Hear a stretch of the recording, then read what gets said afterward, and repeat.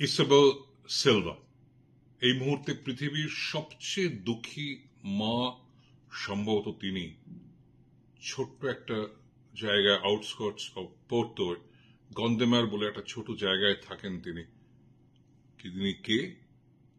Diego জটা এবং Andre silver মা। এবং তিনি স্মৃতি মেদুর হয়ে গেছেন।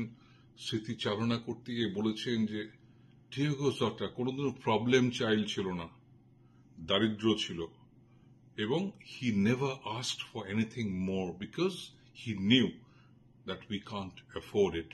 অর্থাৎ ডিয়েগো জটা শুরু থেকে ভীষণ ভীষণ সেন্সেবল ছিল, সবকিছু বুঝে কাজটা করত, কি সম্ভব এবং কি সম্ভব নয় এটা শিখেছিল।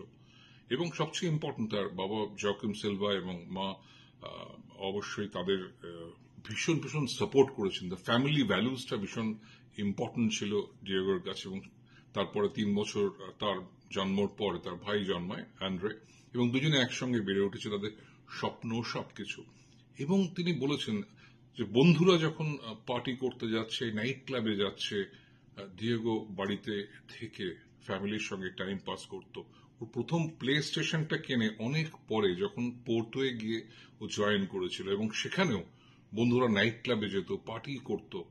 ও কিন্তু খেলার মাঠে নিজেকে প্র্যাকটিস বা ম্যাচ থাকার পর ব্যাক করে এসে he use to consume the time on his console.